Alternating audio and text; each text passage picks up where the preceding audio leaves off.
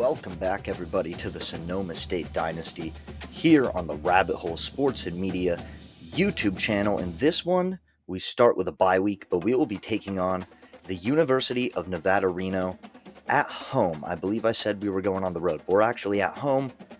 Just finished up a 3-game road trip, so we'll have the highlights for that game. But first, we're going to look at some Week 5 scores, starting with the matchup between USC and Michigan, and it was the Wolverines taking a 42-30 victory over the Trojans in a Big Ten matchup. And I didn't show it, but last week Michigan lost to Arkansas State, so they have beat Texas, beat USC, but lost to Arkansas State. So we'll see where their season goes after a little bit of a roller coaster start, but 2 really good wins and a bad loss. But moving on to an SEC Big Ten matchup between FSU and Notre Dame, it was the Seminoles continuing their hot ride in this dynasty, and maybe a little redemption for how their real-life season went. They pick up a 31-17 victory over the Fighting Irish of Notre Dame in South Bend, going on the road, picking up a win. And then I didn't record the score, so I apologize for that, but Louisville did beat NC State at home in what was a top 25 ACC matchup. And then in the American Conference between the two teams from the MAC playing up, Toledo and Western Michigan, it's Toledo getting the early edge over who gets to stay up in the American Conference, hopefully establish a little more pedigree and maybe give them a chance to truly be a regular college football playoff team long term. But the first step here, picking up the win over Western Michigan. We'll see if they can keep the edge over the Broncos as the season continues. But moving on to some Week 5 games, we have a similar showdown in the Pac-12 with Sam Houston going to Texas State. So those are the two teams in our conference. Pac-12 is paired with the Mountain West, and Sam Houston and Texas State, the two teams playing up, collide this week. So we will get an early look at who has the edge on remaining in the Pac-12 for next season. But moving on to the Big Ten, Utah goes to Penn State in a top 25 matchup. The Utes? I don't know how you properly pronounce that. Utah fans, if you're watching, let me know in the comments how you properly pronounce your name. But Utah, number 19, goes to number 25, Penn State, to take on the Nittany Lions in an early top 25 Big Ten showdown. And then staying within the conference, Michigan in another big matchup, kind of big. Notre Dame not off to a great start record-wise, but a traditional rivalry between the Wolverines and the Fighting Irish. It'll be Michigan going in to South Bend, Notre Dame looking for some redemption after their loss to Florida State. And then speaking of Florida State, they will be hosting Tennessee in a top 10 SEC showdown, one of 2 top 10 SEC matchups, the other one being number 2 Ole Miss hosting number 5 Missouri. So actually a top 5 matchup there as the Tigers visit the Rebels, a couple of early season big-time games in the Southeastern Conference. And then looking at some national offense and defense rankings, we're not doing too shabby on offense. We are 8th nationally in total offense. We're averaging 34.5 points per game. We are 3rd nationally in rush yards per game. But defense is a totally different story, where we sit last in the nation in pass defense, last in the nation in total defense, and last in the nation in points allowed per game. We've allowed 175 points in 4 games. That comes out to an average of 43.75 points. So we need some more answers on the defensive side of things. But offensively, off to a great start, looking to keep that rolling. But in Week 6, looking at the top 25, the highest ranked Power 4 team, because remember, we got the SEC Big Ten Super 2. I'll keep driving that home, just because I feel like viewers are coming in more sporadically at the start of this. But Arizona is the top-ranked Power 4 team in the Big 12. They are number 9 in the country. 19 of the top 25 teams are from the Super 2, SEC Big Ten. Arizona, Louisville, SMU, Minnesota, Oklahoma State, and NC State are the ranked Power 4 teams. No group of 4 teams have made their way into the top 25. We'll see if that changes as the season continues. But looking at some Week 5 games, remember we had a bye week, so we simmed and we already have the results for this next set of games. But it's Texas State getting the early edge, staying up in the Pac-12 with a 49-35 win over Sam Houston. Michigan picks up a 24-21 win over Notre Dame. So apparently high-profile teams are what Michigan thrives against. So that should bode well for them going forward, as that's kind of the point of the Super 2 with the SEC and Big Ten, is it's a lot of big marquee names playing each other week in and week out, which is what it feels like those conferences are going for. So that's what we're trying to create, that balance of letting the heavyweight matchups happen throughout the regular season, keeping everyone intrigued, but also seeing if there's a way where we can find competitive balance and still allow other teams a chance to build their way into national championship contenders. And that's what we want to do with Sonoma State. But alluding back to our team stats, a long way to go for us. But Tennessee and Florida State, again, top 10 matchup. Florida State continues their hot start. They pick up a 24-21 win over the Volunteers. So we'll see if the Seminoles are maybe just better suited for the SEC. I don't know, but they certainly are rolling early in the season here. And so is Ole Miss, as they pick up a dominant 35-13 win over Missouri. And I'm sorry if I may have spoiled some of these results by showing the rankings before the results. So we're looking at some of the big games in Week 6. There's not as many. Missouri is back in the spotlight, now at 13 after that loss to Ole Miss. They will take on number 7, Texas A&M in College Station. Sorry about that, as they look to get their feet back under them in SEC play. And then Clemson will go to Florida State. So Florida State's staying in the spotlight as well. And this is now an SEC matchup, not an ACC matchup. So we'll see how this goes in their first head-to-head showdown in a new conference. And then we have another promotion relegation implication game between Appalachian State and Marshall. This is in the ACC for the ACC/Conference USA. I did notice one problem. It doesn't look like the ACC conference games. The teams are playing head-to-head in the conference, but they aren't registering as conference games. So I'll see what happens with that as the season continues, and we'll see if we need to adapt some things going forward, if that is a continuous problem. But just wanted to note that that is a potential issue. If that is the case, obviously we'll just use the overall team records as the first indicator of who stays and who gets relegated, since we won't have a conference record on record. But moving on to some recruiting before we get into highlights. 3-star Sione Aitui. I believe that's how you pronounce that. If that is your last name, let me know how you pronounce that in the comments below. But a 3-star, he commits to Oregon State. So we replace him on the board with Akeem Brissett, another 3-star. And then we were also locked out by 2-star safety Jeremiah Montgomery, and we replace him on the board with Darnell Dockett, and that is a name I really, really like. So it'd be awesome to get him on the team, but we'll keep an eye on recruiting. Not too much going on yet, especially in terms of guys committing to our team. But hopefully some more movement in that going forward, so we can continue to have some movement on the board and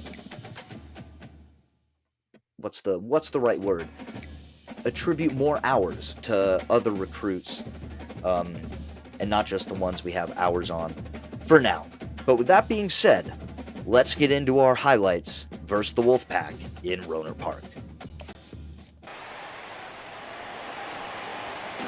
Seawolves coming off a tough loss at SDSU, played really well in the first half, especially defensively, but we're going to start on defense in this one against Brandon Lewis and company, and he's going to complete over the middle for a first down, get it into 2nd and 7, and another moving of the sticks for the Wolfpack on a little bit of a march here, but a chance to get a stop on 3rd and 2, and we penetrate some gaps, and that is Deshaun Meeks with the stop in the backfield, and the Seawolves are going to get the ball in a matchup of Wolf-related teams, the Seawolves and the Wolfpack, in what I think we'll consider as a rivalry. The game does not, but I know in real life our Sonoma State lacrosse team mainly had a rivalry with the University of Nevada. So we will consider it one and look to get a rivalry win here today, as Terron Barnes is going to keep, and he's got a big one. Cheese, please. There he goes inside the 10-yard line, and Sonoma State is off and running early on their first possession after a defensive stop. Great to see the offense move the ball down the field as they have for most of the season. The defense, like we talked about, not great, but we get a stop on the first drive, and that leading to points would be huge. So looking to cash in here. We got a 3rd and goal from the 2. And what a flip out by Terron Barnes to Javion Foreman, who gets the corner, and Sonoma State is on the board first in this one. What a tremendous start. That is the junior Javion Foreman getting to the edge on the pitch by Barnes. Pressure off the edge, as you will see right here. I feel like they should credit Terron Barnes with the highlight there. Call me crazy. But a little flip out by Barnes to Foreman, and he gets to the edge. One of the few receivers, maybe one of the only guys on our team that could beat anyone to the edge. So, right guy to get the ball in the hands of, but Nevada not trying to waste any time on their next possession as they pick up a 1st down. And they're going to go play action on 2nd and 1 and go to the flat. We're going to come down and pick up a tackle. I believe that is the tight end, Jace Henry, on the catch there. Off another play action fake, another play fake here. And on the sideline, Nevada is going to get it near the red zone at the 21-yard line here. But it's going to be pressure off the edge. Is that Taj Coles again? He was the Pac-12 and National Defensive Player of the Week our last time out 2 weeks ago after the bye week. He gets the sack there. That holds Nevada to a field goal. So our offense looking to get back after it here.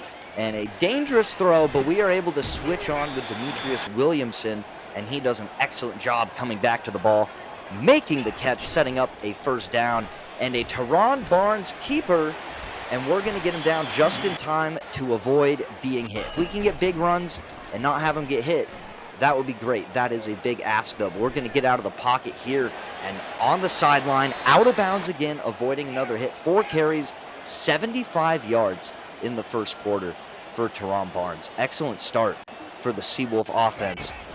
A lot of it on the playmaking of the quarterback. And will we see some more here? Out of the pocket.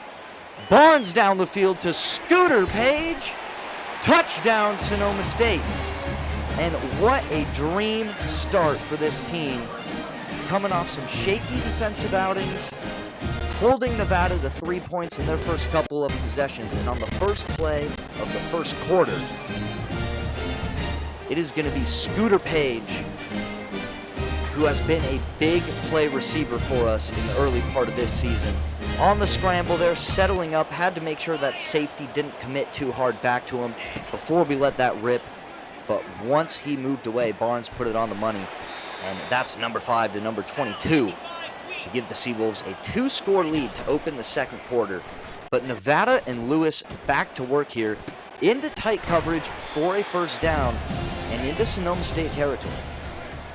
And on the move and underneath, a little Aaron Rodgers-esque from Brandon Lewis.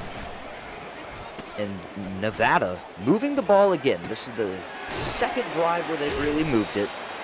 First drive, they got a couple 1st downs. Stalled them out around midfield. Last drive made them settle for a field goal. Want to do that again. Pressure almost gets home. But that was really the coverage that allowed it to get there, and a really nice job of forcing underneath throw, rallying up for a tackle, and forcing the Wolfpack to settle for yet another field goal. That's going to be a huge part of the game for us, as it is with any football game, right? Stops in the red zone, holding teams to field goals when they do move the ball, and cashing in on your opportunities in the red zone. Always huge. But after a sack, we get it out to Scott McLawler. We've done such a good job keeping Terron Barnes clean, upright, protected, but not there on that first play. But we're looking to make up for it on a 3rd and 3. We are going to shift here, get into a motion, all kinds of movement. Sometimes you just got to scheme it up, you know, let the mind wander a little bit, get it off just in time, and all that just for a run up the middle. But it is going to get us a 1st down with Spencer Strickland, number 12. He's kind of our Danny Woodhead-like running back. For you New England Patriots fans, you know, kind of Ben Jarvis, Green Ellis, Danny Woodhead combination. I don't know, maybe I'm off my skis, but I like it. Here, on a 1st and 10, we can do a little smash concept with the two guys to the left and then just get a curl route from Demetrius Williamson here. And we just want the play action to hold that linebacker perfect, settle right in front, put it on him. 1st down, Sonoma State. We continue our march. Here in the 2nd quarter, trying to waste some time now at this point. But that's hard when you're making big plays, and it is Spencer Strickland to the edge and into the end zone for another Sonoma State touchdown. The Seawolves are moving it up and down the field early. Lots of big plays, pass game, run game, complementary football. The defense has looked tremendous.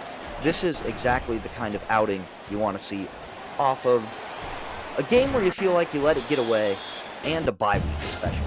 2 weeks to prepare, the game doesn't really account for that, but we'll imagine that has something to do with it. 3rd and inches here as we try to avoid another second half collapse. I guess this one would start in the 2nd quarter if it did, but we're not rooting for that. But that is going to help out. A rip down the field. My usering skills in the spotlight in the negative way once again. And Nevada is right back in the game. 1 possession game here. And oh, we had him on the wheel route, and we get it out just in time to avoid an absolute disaster. Yikes. We had the wheel route wide open, but we won't dwell. 3rd and 7, Terron Barnes improvising again, this time taking a hit. 3rd down, maybe, a little more willing to take the hit. Want to make sure we get the first, but it's Javion Foreman picking up the 1st down there. 3rd and 3. 39 seconds left in the half, working with 1 timeout. Would love to at least get into field goal range. And Young Jr. just cannot quite hang on. So Nevada will get 1 more crack at it. Can they do anything before the half? Brandon Lewis is going to step up.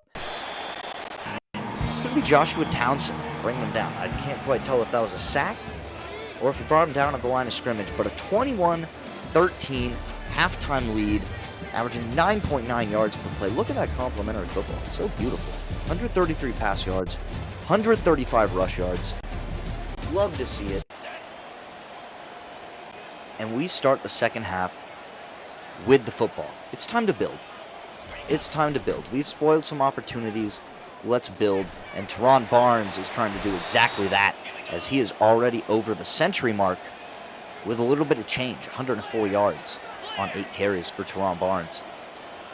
Saying his name a lot, to the point where I feel like I'm driving people crazy. So let me know. We'll come up with some nicknames or something.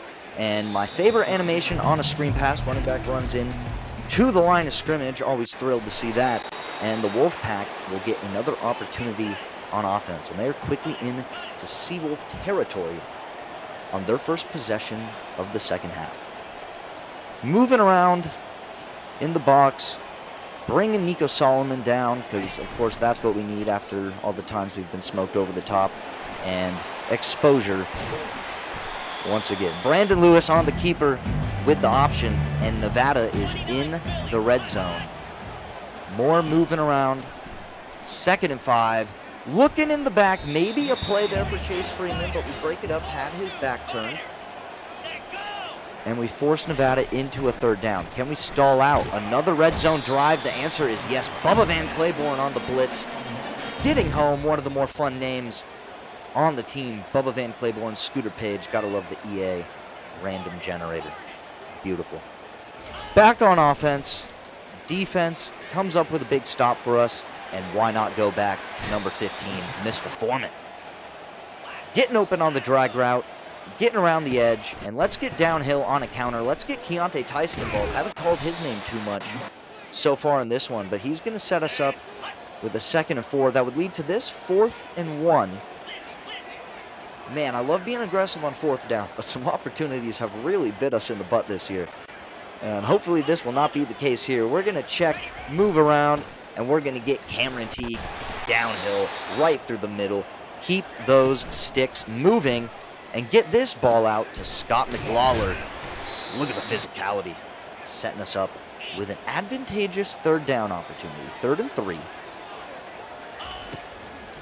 Gonna throw. We have a wide open Y, but Terron Barnes is in the end zone on the ground. He has been doing it with the scramble. Maybe borderline cheesing the ability to scramble a little bit. That is kind of the design. I said I made this team to be a fun, not good, and that is definitely one of the things, having a quarterback that can run around. But we take a 2-score lead, and we're not going to complain after the outcomes of games we have experienced so far in this campaign. And on a 3rd and 1, we stack them up. Sure, it looked like that cutback maybe cost them the yardage, but it's going to give us an opportunity to potentially build a 3-score lead. Don't want to turn it over. Out of the pocket again. We have definitely turned down some opportunities, but there has also been some pretty solid coverage from Nevada, and here we get a very solid animation on the screen. Great free release. Love to see that. And it sets us up with a 2nd and 2. Keontae Tyson back in the highlight tape again. And let's keep the running backs involved. Spencer Strickland, ooh, maybe not, no cheese there. Absolutely not. Maybe a disadvantageous cut. And looked like we maybe had a window. Looked a little behind, a little low. And it is broken up, and Nevada is going to take the football back. And on a 2nd and 11, it is Mr. Lewis completing the pass. And he is on the doorstep of 300 yards as we are midway through the 4th quarter here. And another open target out. A couple guys there in the window. Did not get over with Chase Freeman. And on the ground, just barely going to get it across the goal line. Okay. Sure. Maybe we'll get a booth review. I'm not sure. Apparently not. But just not quite good enough. But Scott McLawler has been plenty good for us all season long. 8 yards on 1st down. 3rd and 3. Huge play here. Really would love a touchdown. Right? I mean, more than anything, but a field goal at least. Gonna try to get a Texas route. Barnes up in the pocket. He takes off. A block from Tyson. A block from Williamson. Down the sideline goes Barnes. He is gone. In the rearview mirror. Late slide. Celebrate however you want. What is that, a little chicken dance? Touchdown, Seawolves. What a play from Terron Barnes. The improvisation has been the difference in this game for the Sonoma State offense. Stepping up there when we need a play, he has made it time and time again. And he's been really good throwing the ball most of the season, but today it has primarily been his legs making the difference. And perhaps, I don't want to say the play that puts the game away, still enough time left, but certainly a huge momentum swinging play at a time where it looked like we took it away, but Nevada wants it right back, right down the middle. Touchdown, Wolfpack. And this game is full of ebbs and flows here in the 4th quarter, and Nevada answers right back with their own big play. And on a 3rd and 3, I think you got to keep it in the hands of number 5 again. Back and forth motion. What do we want to do? Right out of the 2-minute timeout. Huge 1st down opportunity. And another big play. Barnes not quite in the clear, but a huge 1st down. And when we've needed a play, like I've said, he has put on the cape time and time again. Just in and out of the phone booth today, turning into Superman. And a great run on 1st down as we see that put away, moving of the sticks. And we're going to do it with Keontae Tyson right there. And that is a rivalry victory. Put it in victory formation as the Seawolves pick up their 2nd win of the year. First one at home. It is a 5-point, quote-unquote, rivalry win over the Wolfpack, but it was Terron Barnes today, 195 yards passing, 4 touchdowns, but the real story was what he did with his legs on the ground. 522 yards of total offense, 327 yards rushing. 17 of 26, 195, 2 touchdowns, efficient but electric on the ground. 14 carries, 235 yards, another 2 touchdowns. Foreman had the touchdown. He was very much our scat guy today in our scat and shoot offense. Nick Lawler with some big catches. There's Chubba Purdy, had to point him out. Brandon Lewis, solid game. I mean, 380 yards, 2 tuds, no picks. Sean Dallas, 21 carries, 65 yards, a touchdown. We bottled up the run game really, really well, and that is a good sign going into next week where we will take on Army and their option attack. So stay tuned for that one as we look for back-to-back wins.